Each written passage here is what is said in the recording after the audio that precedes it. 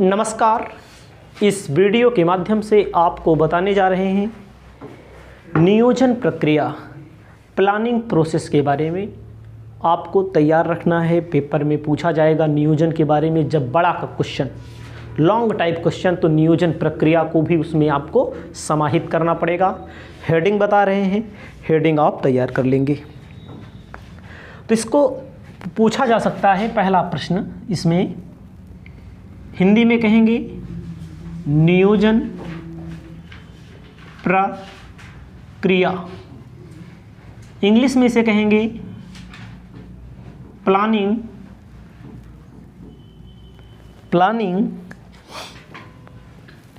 Process. कैसे question पूछेगा? नियोजन प्रक्रिया से क्या आशय है, प्लानिंग प्रोसेस क्या होता है। आगे पूछ सकता है नियोजन में उठाए जाने वाले कदम। दूसरा, अथवा ऐसे कह देगा, अथवा नियोजन में उठाए जाने वाले कदम। Step to be taken in planning, step to be taken in planning. उसके बाद नियोजन तकनीक। मान लीजिए सबका उत्तर एक ही होगा, अथवा नियोजन तकनीक, प्लानिंग टेक्निक। ध्यान दीजिएगा, क्यों ऐसा हम बता रहे हैं आपको। देखो, पेपर में जब लॉन्ग टाइप क्वेश्चन पूछता है तो आपको लॉन्ग लिखना पड़ता है। तो नियोजन अकेले पढ़े रहेंगे तो नियोजन के बारे में, नियोजन कैसे होता है, नियोजन में क्या क्या किया जाता है, इसको आप अच्छा रहेगा आपके लिए। इसे आप अपनी कॉपी में सबसे पहले लिखेंगे, ये आपका प्रश्न बन सकता है। अब आपको पहला समझना है, लेकिन पहले के पहले नियोजन की प्रक्रिया में क्या कहा गया है। योजना चाहे छोटी हो, प्लान हमारा चाहे छोटा हो चाहे बड़ा हो, प्लान हमारा चाहे छोटा हो चाहे बड़ा हो, उसे तर्कसंगत व्यवहारिक बनाने के लिए आवश्यक कदम उठाने पड़ते हैं। देखो भैया, कोई भी हमारा प्लानिंग हमारी चाहे छोटी हो चाहे बड़ी हो, हमारा प्लान होता है कि हम बीकॉम के स्टूडेंट को पढ़ाएंगे, इतने समय में कोर्स करेंगे, पूरा करेंगे, इंटर वाले को पढ़ाएंगे, एमकॉम वाले को पढ़ाएंगे। तो हमको कदम उठाना पड़ता है। प्लानिंग बनाए कुछ नहीं होता। प्लानिंग बहुत लोग बनाते हैं, कर कुछ नहीं पाते हैं। तो जो लोग मैदान में उतरते हैं वो लोग कुछ कर पाते हैं। ठीक है, प्लान बहुत लोग बनाते हैं, लेकिन प्लान कौन लोग सफल बना पाते, कि किनका प्लान सफल होता है? जो लोग आते हैं, मैदान में उतरते हैं। जैसे कोई कोचिंग खोलने वाले सोचते हैं कि लाओ कोचिंग खोल दें, बहुत जने आते हैं, आओ यूट्यूब चैनल बना लें। तो प्लान तो बहुत है, लेकिन उनका शुरू करत ना 1 साल बीत जाता है। कोई भी चाहे जिस चीज़ के बारे में, बहुत लोग सोचते हैं लाओ घर बनवा लें, उसको शुरू करते करते, क्योंकि उससे संबंधित आवश्यक सामग्री, आवश्यक पूंजी, आवश्यक धन, आवश्यक नॉलेज, जहाँ जिसकी आवश्यकता होती है वो चीज़ शुरू करना पड़ता है। वो जिन्हें सोचते हैं मोबाइल ले, आईफोन ले ना, तो पैसों ज़रूरी है, कहाँ से आएगा, प्लानिंग कहाँ से बनेगी, तभी तो आप सफल होंगे। तो ये चीज़ होती है, यही प्रक्रिया। पहला है लक्ष्य निर्धारित करना। पहला कह रहा है नियोजन में लक्ष्य निर्धारित किया जाता है। निर्धारित करना, determination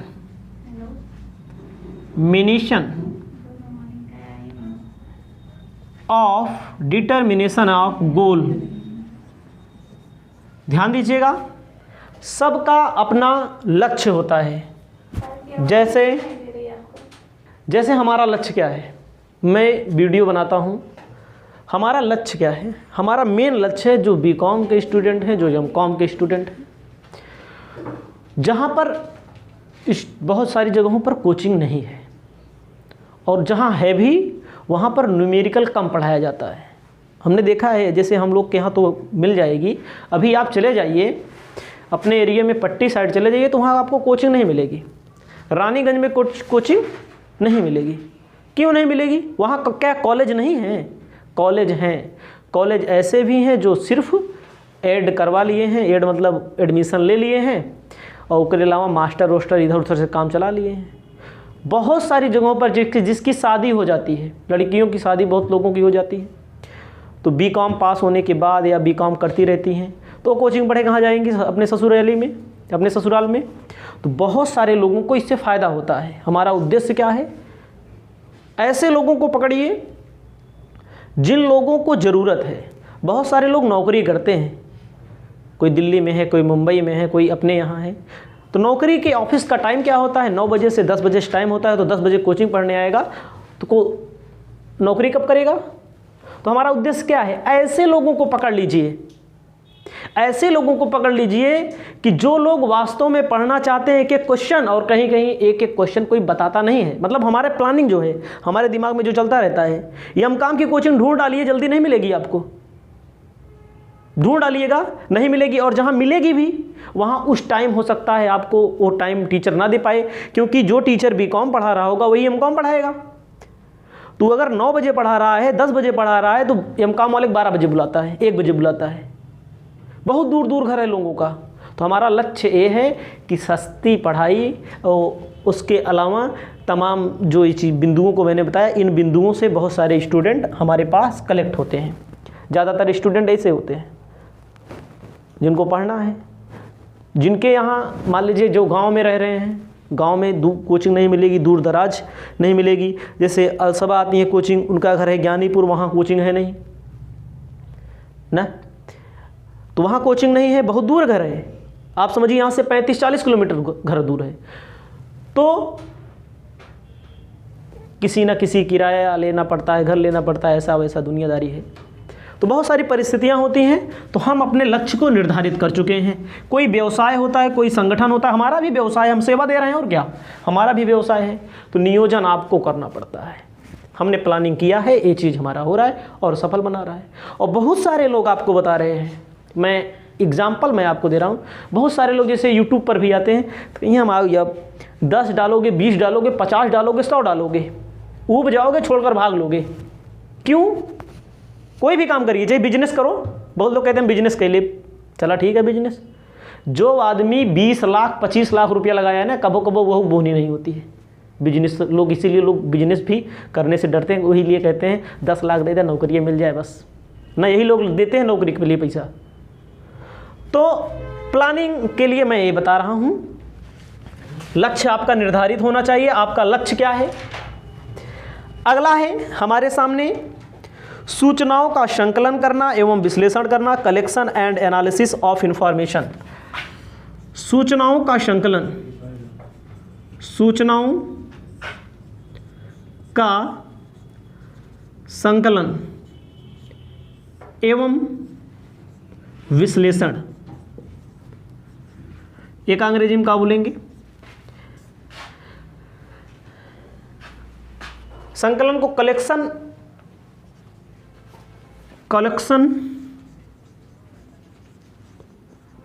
and analysis of information.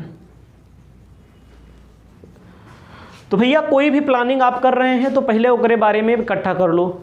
जैसे कोई प्लानिंग कर रहे हैं, कोई आप प्लानिंग कर रहे हैं, कोई आपको नियोजन सफल बनाना है, नियोजन की प्रक्रिया में, तो पूछते हैं लोग। जैसे किसी को कपड़े की दुकान खोलना है तो कपड़े की दुकान पे पहले प्रैक्टिस करने जाता है, पहले बाजार में देखता है हाँ कुछ बिके उके नहीं। क्यों चाटो फुल की दुकान खोलेगा, वो सोचेगा कि हाँ देखते हैं कहाँ बाजार में लोग कम लगा रहे हैं, कहाँ हमारी बिक्री ज़्यादा होने की संभावना है। तो यानी कि सूचना का मतलब मार्केट से संबंधित, जैसे बड़ी बड़ी कंपनियां होती हैं, जैसे बड़ी बड़ी कंपनियां होती हैं, किस सेक्टर में उनको ज़्यादा सफलता मिल सकती है, सूचना इकट्ठी करती हैं। कौन कौन सी प्रतिद्वंदी हैं, कंपटीटर हमारी कंपनियां हैं, उसको एनालिसिस करती हैं और सभी सूचनाओं को कलेक्शन करके एनालिसिस करती हैं, उसके बाद अपना नियोजन को प्रारंभ करती हैं और आगे बढ़ाने का काम करती हैं। जितना ज़्यादा आपको हेडिंग याद रहेगी उतना ज़्यादा आप पेपर में लिख पाएंगे। बार बार मैं बता रहा हूँ, लॉन्ग टाइप क्वेश्चन में हेडिंगों का कमाल होता है। तो नियोजन अकेले तो याद रहेगा, हम पूछ लो अभी किसी से, अगर वो ठीक से स्टूडेंट नहीं पढ़ा है तो नियोजन पूछो, प्लानिंग बताएगा, प्लानिंग पूछो, नियोजन बताएगा। 4 लाइन ज़्यादा नहीं लिख पाओगे, अगर अच्छे से पढ़े रहोगे तभी लिख पाओगे। हमारा कहने का मतलब ये है। तीसरा है नियोजन में नियोजन के आधारों का निर्धारण। नियोजन के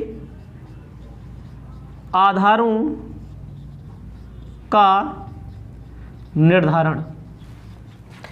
डिटर्मिनेशन, नियोजन के आधारों का निर्धारण। एस्टेब्लिशमेंट ऑफ प्लानिंग,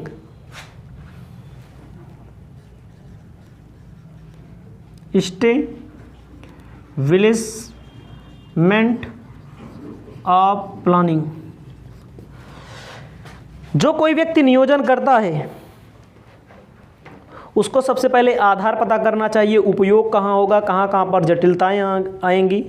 जैसे मान लीजिए हम कोई कोर्स को बना रहे हैं या हम कोई प्रोडक्ट को बना रहे हैं, हम मान लें मार्करें बना रहे हैं, तो हमारा मार्कर कौन खरीदेगा, इसका बेस क्या होगा, इसका मूल्य क्या होगा ना, किसके लिए बना रहे हैं। एक होता है वाइट बोर्ड मार्कर, एक होता है कौन वाला मार्कर हो, परमानेंट मार्कर। किताब किसके लिए बन रही है, कितने लोग पढ़ने वाले हैं और कॉम्पिटिटिव कितने हैं, मूल्य क्या होता, ये सब चीज़ों का निर्धारण होता है। अगला है वैकल्पिक तरीकों का निर्धारण। Determining alternative course. वैकल्पिक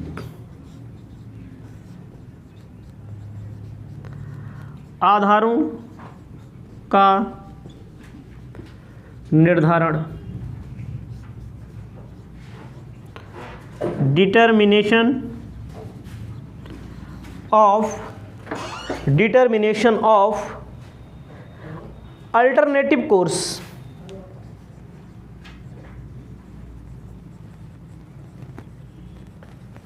ध्यान दीजिए, नियोजन करते समय, ध्यान दीजिएगा, नियोजन करते समय कि जो हमारे पास सामान बनाया जाएगा उसको किस किस विधि द्वारा हम बना सकते हैं। एक विधि होती है, 2 विधि होती है, 3 विधि होती है। तो हम जैसे मार्कर से लिख रहे हैं तो हम चाक से भी लिख सकते हैं, इस पर नहीं लिखेंगे, दूसरे बोर्ड पे लिखेंगे। एक बोलते हैं अल्टरनेटिव। जैसे में कहा गया है, कुछ समय पूर्व अमेरिका में एल्यूमिनियम का एक या नया यंत्र स्थापित करने के संबंध में अमेरिकन एल्यूमिनियम कंपनी ने देश के विभिन्न स्थानों पर न केवल विद्युत की लागत, स्थान की उपलब्धता, कच्चे माल के यातायात की लागत, ठीक है, संयंत्र, ध्यान दीजिएगा, सभी को जोड़ करके, सभी की लागत को जोड़ते हैं तो हो सकता है किसी कॉस्ट में ज़्यादा लागत पड़े और उसी का अल्टरनेटिव यूज होता है। अल्टरनेटिव मतलब होता है कि दूसरे मदद से हम प्रोडक्शन कर लेंगे, हमारा फ़ायदा हो जाएगा, लागत कम लगेगी। इन चीज़ों का मूल्यांकन किया जाता है। वैकल्पिक तरीकों का, वैकल्पिक आधारों का मूल्यांकन किया जाता है। 5वां नंबर आपको ध्यान देना है, कार्य करने के सर्वश्रेष्ठ तरीके का चयन। कार्य करने के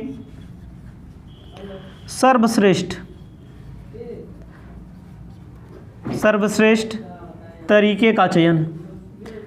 तरीके का चयन, जो काम किया जाता है इसमें बहुत सारे तरीके होते हैं। Selection of best course of action, English में लिखेंगे selection of best course of action. कहा गया है कार्य करने के सर्वश्रेष्ठ तरीकों का चयन, मतलब कि जो काम हम कर रहे हैं कौन सा तरीका सबसे अच्छा होगा, ये भी प्लानिंग के अंदर कदम उठाया जाता है। भाई किस तरीके से हम अपने बिजनेस को अच्छे से ग्रो कर पाएंगे। उदाहरण के लिए इसमें कहा गया है, कभी कभी विकल्पों के मूल्यांकन में यह निर्णय निकाला जा सकता है कुछ नहीं है कि मतलब कोई भी काम करना है हम सबसे अच्छे तरीके से कैसे कर सकते हैं, इसका भी अध्ययन यहाँ पर किया जाएगा। आगे बता रहे हैं, आपको ध्यान देना है योजना तैयार करना। 7वां नंबर, योजना तैयार करना। क्या तैयार किया जाता है? योजना तैयार की जाती है। Formulating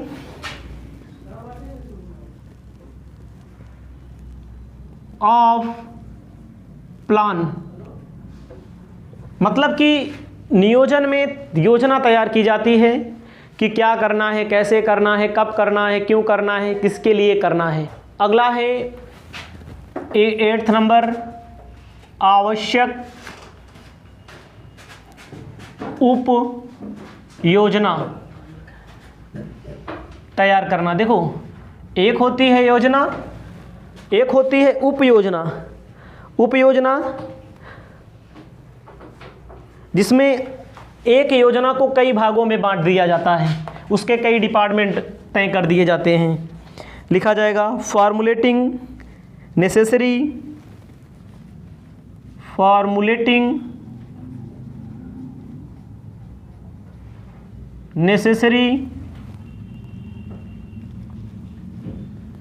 D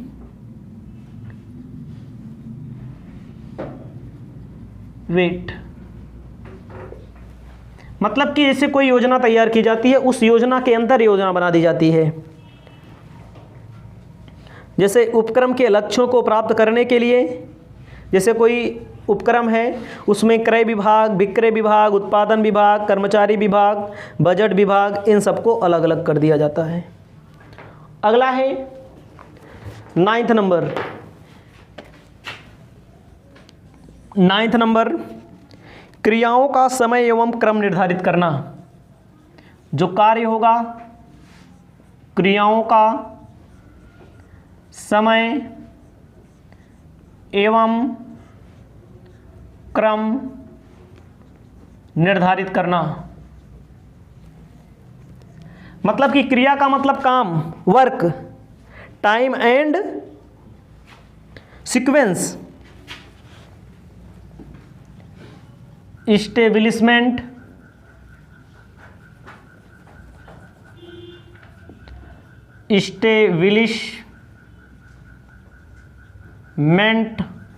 of time and activity.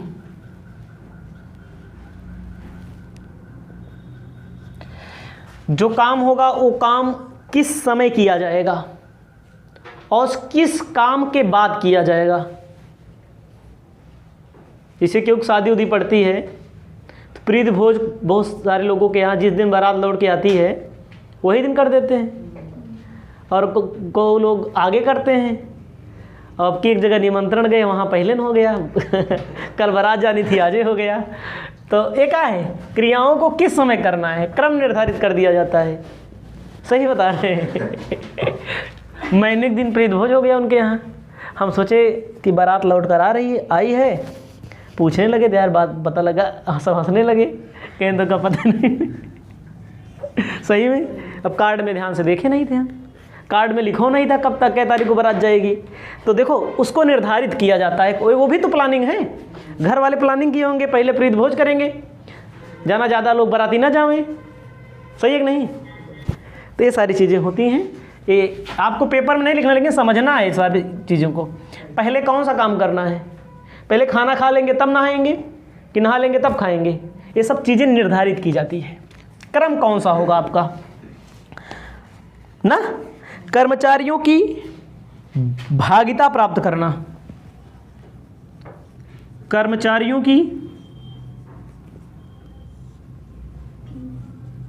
भागीदारी प्राप्त करना। भागीदारी का मतलब क्या होता है, participation of employees, participation of employee, कौन कौन एम्प्लॉय पार्टिसिपेट करेंगे। पार्टिसिपेट मतलब भाग लेंगे। कहाँ पर भाई? क्रय विभाग में कौन रहेगा, विक्रय विभाग में कौन रहेगा, उत्पादन विभाग में कौन रहेगा। यह है नियोजन। कंसीडरिंग ऑफ स्ट्रेटेजी, रणनीति। रणनीति होती है, देखो रणनीति बनाई जाती है। रणनीति पर विचार करना। जैसे चुनाव हो रहा है अब, तो अलग अलग पार्टियां अपनी अपनी रणनीति बनाती हैं, प्लानिंग बनाती हैं, किस मुद्दे को हमको फोकस करना है ना। तो अलग अलग लोगों का अलग अलग विचार है, अलग अलग भावना है। तो जिनको जहाँ से फ़ायदा दिखता है वो लोग वही करते हैं। जैसे हम लोग यहाँ पर बिजनेस पढ़ रहे हैं, तो बिजनेस में भी अपना अपना रणनीति तैयार की जाती है, स्ट्रेटजी जिसे बोलते हैं। ठीक है, अलग अलग जगह पे अलग अलग रणनीति तैयार की जाती है। कैसे फ़ायदा होगा, कैसे परामर्श लिया जाएगा, किस रणनीति के तहत प्रतिद्वंदियों को पटकनी दी जा सकेगी, इसको मैंने आपको बता दिया। रहे हैं नियोजन के प्रकार, टाइप्स ऑफ प्लानिंग। आप अपनी कॉपी में लिखिए, टाइप्स ऑफ प्लानिंग। नियोजन के प्रकार। नियोजन के प्रकार, ये आपकी हेडिंग होगी। कितने प्रकार के होते हैं? तो सबसे पहले लिखना है समय के आधार पर, पीरियड लेवल बेसिस। पहली हेडिंग होगी आपकी पीरियड लेवल बेसिस। इसे कहेंगे समय के आधार पर। समय के आधार पर, समय के आधार पर प्लानिंग एक होती है, जिसमें आप एक होता है अल्पकालीन, एक होता है दीर्घकालीन। पहला लिखिए शॉर्ट टर्म प्लानिंग। इसे क्या बोलेंगे? अल्पकालीन प्लानिंग, अल्पकालीन नियोजन।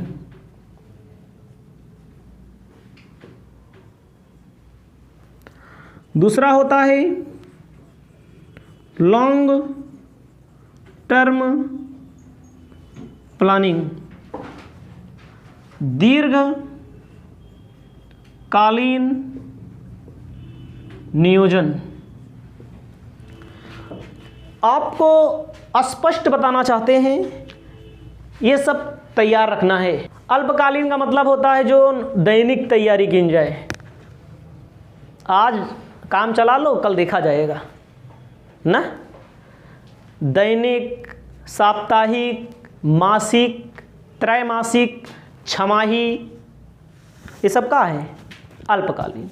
सालाना तक अल्पकालीन होता है, एक साल तक। जैसे आपको करंट असेट्स पढ़ते होंगे, करंट लायबिलिटी पढ़ते होंगे, ये के मतलब क्या होता है? एक वर्ष के अंदर ना। तो एक वर्ष के अंदर कोई भी प्लानिंग की जाएगी, उसे कहेंगे अल्पकालीन। जैसे हम संतोष से लोन मांगे, भैया 500 रुपये दे दो तो ले लेना उधार, तो ये कौन है उधार? ये होता है अल्पकालीन। व्यवसाय कोई भी हो, कोई भी संगठन हो, कोई वहाँ नियोजन जो किया जाता है, तो वहाँ पर जैसे पूंजी की व्यवस्था की जाती है, जो बैंक से जो अंशधारियों से पैसा लिया जाता है, ऋण पत्रों से लिया जाता है, ऋण पत्र निर्गमित करके, वो लॉन्ग टर्म होता है। 2 साल, 4 साल, 10 साल बाद के लिए पैसा लिया जाता है, ज़िंदगी भर के लिए पैसा लिया जाता है ना। इसे हम संतोष से मांगे उधार, भैया 500 रुपये उधार दे दो, तो ये क्या है? अल्पकालीन होता है। अल्पकालीन किसे बोलते हैं? जैसे कहीं पर से सामान उधार खरीद लाए, देनदार क्या होता है? अल्पकालीन होता है। प्रीपेड एक्सपेंसेस अल्पकालीन, 1 साल के अंदर जो खर्चा होता है वो क्या बोलते हैं? अल्पकालीन। कैश, अब भाई हमारे जेब में मान ले 200 रुपया है, 400 रुपया है, 1000 रुपया है, तो क्या है? शॉर्ट टर्म है। और जो बैंकिंग फिक्स है वो 2, 4, 10 साल के लिए, वो लॉन्ग टर्म है। समझ रहे हैं? नियोजन जो तैयार किया जाता है अल्पकालीन मतलब 2 साल भर के अंदर, और दीर्घकालीन का मतलब लंबे समय के लिए। तो इन्हें और ज़्यादा लिखना हो तो हम तो लिख देंगे, आपको क्या लिखना है। जैसे कंपनियां शेयर इशू करती हैं, डिबेंचर इशू करती हैं, वो कहाँ आएगा, लॉन्ग टर्म आएगा। फिक्स असेट्स खरीदते हैं, अगर आप मोटरसाइकिल खरीदते हैं अपने घर के लिए तो कब क्या है, लॉन्ग टर्म के लिए खरीदते हो ना, 2-4-10 साल काम चलेगा, कि 2-3 दिन बिना खरीदते हो, 6 महीने बिना ना। कोई व्यक्ति मेज़ खरीदता है, कुर्सी खरीदता है तो 1 दिन के लिए थोड़ी खरीदता है। तो उका बोलते हैं लॉन्ग टर्म, एसेट्स में आता है लॉन्ग टर्म, लायबिलिटी में भी आता है लॉन्ग टर्म। तो ये सारी चीज़ें होती हैं। अगला है मैनेजमेंट लेवल बेसिस। दूसरा, सेकंड ऐसे लिख लीजिए, मैनेजमेंट लेवल बेसिस, प्रबंध के आधार पर।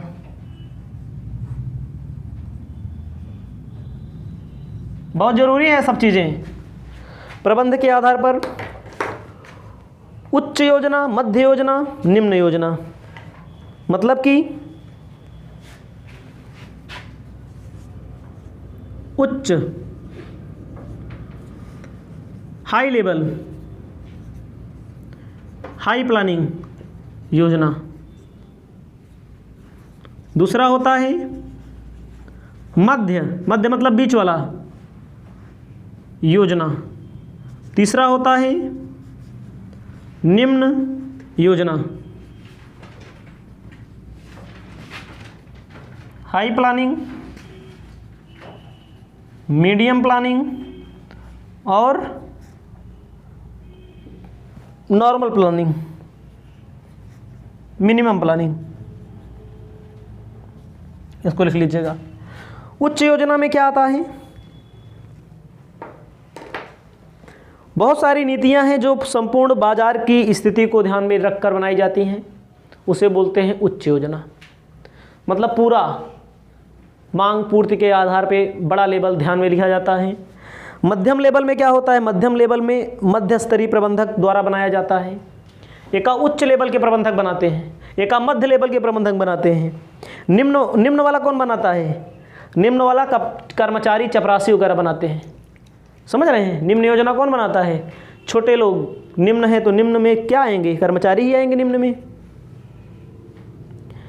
अगला है इंटरनल एंड एक्सटर्नल प्लान, आंतरिक एवं बाहरी योजनाएं। ठीक है। अगला है तीसरा,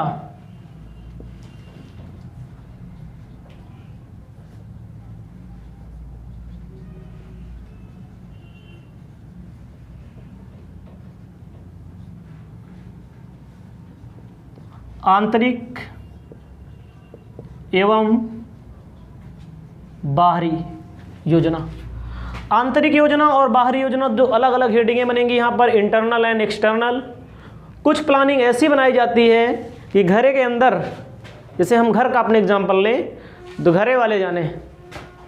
कुछ योजना ऐसी बनाई जाती हैं घरे वाले जनबे करेंगे, बहरों वाले जाने ना। आंतरिक, इंटरनल एंड एक्सटर्नल प्लान में क्या होता है, आंतरिक योजना का आशय होता है कि जो आंतरिक संगठन के लिए बनाया जाता है, उत्पादन की तकनीक क्या होगी, उत्पादन का योग क्या होगा, के प्रमोशन होगा, के डिमोशन होगा, एक क्या बोलते हैं आंतरिक। और बाहरी क्या होता है, विक्रय, क्रय, कहाँ कहाँ से खरीदा जाएगा, कौन से यातायात का प्रयोग किया जाएगा। आंतरिक का मतलब घर के अंदर, कंपनी के अंदर क्या बनेगा ना, कब बनेगा, कितनी मात्रा में बनेगा, ये बहरे वाले थोड़ी जान रहे हैं। बाहरी का मतलब होता है क्रय, कहाँ से करके लाओगे सामान, कच्चा माल कहाँ से खरीद के लाओगे, रॉ मटेरियल बाहर से, बेचोगे कहाँ पर, बाहर। ट्रांसपोर्ट कहाँ का रहेगा, बाहर। तो ये सारी चीज़ें होती हैं आंतरिक एवं बाहरी। यही होता है पढ़ने में। देखो आप इस तरह नहीं पढ़ पाएंगे अलग, अगर हम ना बताएं तो ढूंढ करके। अगला है उपयोग के आधार पर, यूज बेसिस। चौथा यही फायदा है, यूज बेसिस, उपयोग के आधार पर। उपयोग के आधार पर कहा गया है।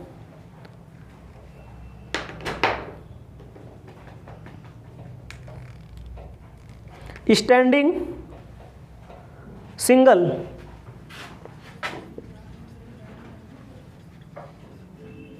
स्टैंडिंग को क्या बोलते हैं, फिक्स्ड ना।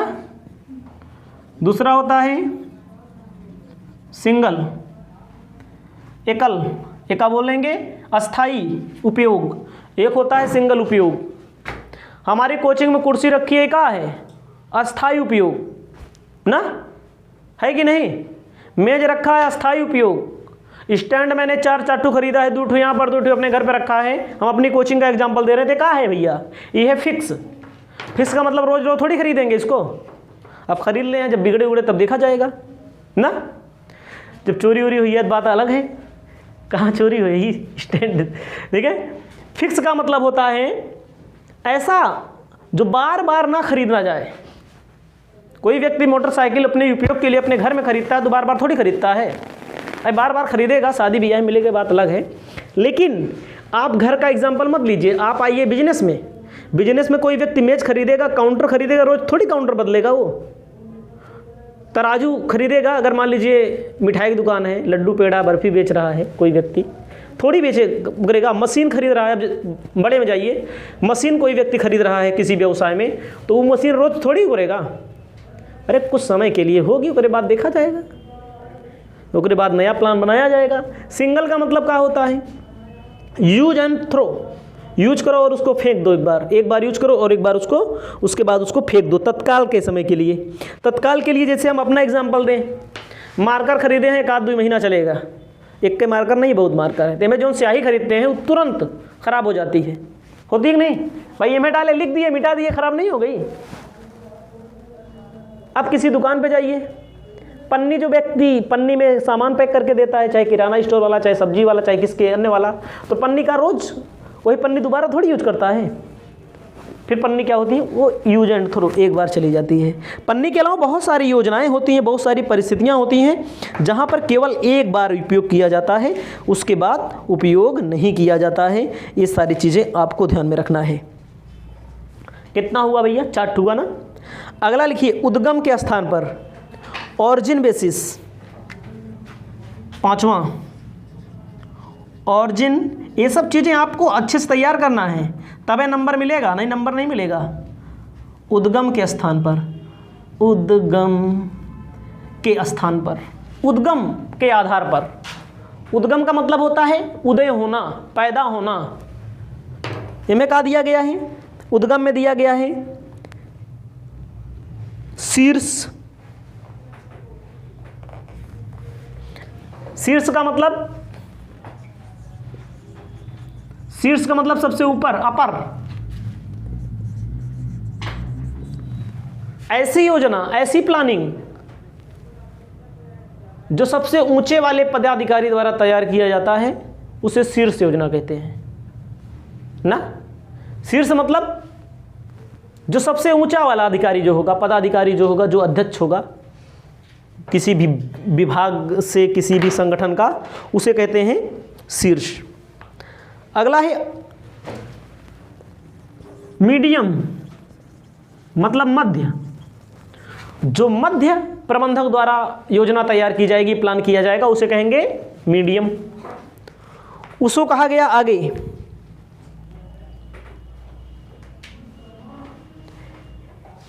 आरोपित। तीसरा लिखिए आरोपित, आरोपित, इम्पोज्ड। एक का मतलब क्या होता है, जो मीडियम द्वारा तैयार किया जाए, ठीक है। मीडियम का मतलब होता है, देखो एम सबसे ऊपर वाला अधिकारी होगा, एम है कहाँ, शीर्ष में। और में क्या होगा, मीडियम में क्या होगा, जैसे कि कोई कॉलेज है, उसमें बहुत सारे टीचर होते हैं, उच्च पर मैनेजर आएगा, और जब टीचर आपस में कोई योजना तैयार कर लेंगे तब वो क्या बोलेंगे, मीडियम।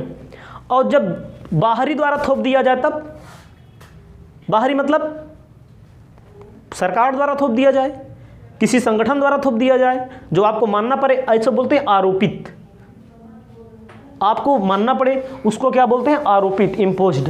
इसको लिख लीजिए। आपको ध्यान देना है अगला हमारा जो दिया गया है, उद्देश्य के आधार पर।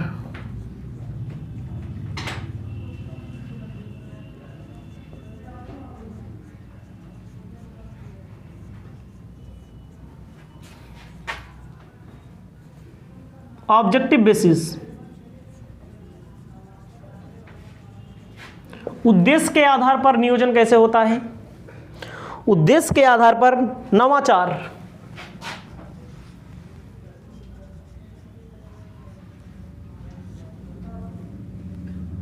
दूसरा इसमें आपको लिखना है, नवाचार के बाद इसमें दिया गया है सुधार, सुधार को बोलेंगे इम्प्रूवमेंट। अगला है क्रियात्मक, एक्टिविटी। ध्यान दीजिएगा, नवाचार का मतलब होता है जो नई नई टेक्नोलॉजी आती है, न्यू टेक्नोलॉजी लिख सकते हैं इसे आप, नयाचार। नया जमाने में 3G से 4G आओ, 4G से 5G आओ, 5G से 6G आने वाला है ना। एक क्या बोलते हैं? नवाचार के आधार पर योजना तैयार की जाती है। पहले पुरानी मशीन चलती थी, फिर नई मशीन आई, फिर कंप्यूटर वाली मशीन आई, ऐसे ऐसे ज़माना आगे बढ़ता चला जाएगा। तो उस हिसाब से जो प्लानिंग की जाती है उसे नवाचार कहते हैं। सुधार का मतलब क्या होता है? इम्प्रूवमेंट। इम्प्रूवमेंट इंग्लिश में कहते हैं। इम्प्रूवमेंट का मतलब जो भी चल रही है वही में तनिक सुधार दिया जाता है, तो क्या बोलते हैं? सुधार योजना। क्रियात्मक मतलब जो कार्य चल रहा है, एक्टिविटी प्लानिंग होता है। इसको भी आप अपनी कॉपी में लिख लेंगे। आगे है प्रकृति के आधार पर। भैया प्रकृति के आधार पर, प्रकृति के क्या बोलते हैं? प्रकृति के आधार पर,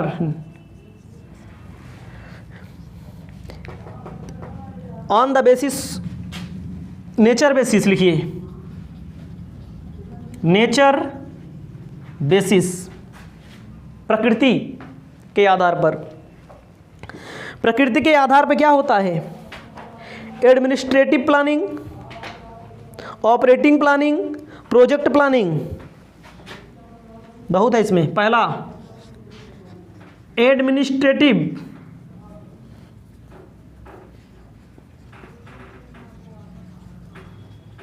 प्लानिंग, दूसरा है प्रोजेक्ट प्लानिंग। इसको बोलने की प्रशासनिक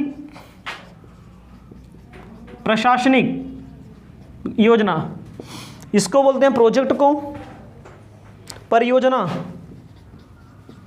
परियोजना नियोजन। तीसरा बोलेंगे ऑपरेटिंग प्लानिंग,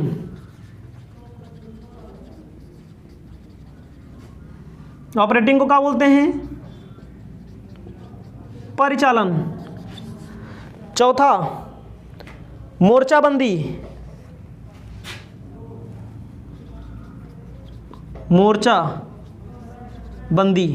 व्यूह रचना, स्ट्रेटेजी जिसको बोलते हैं।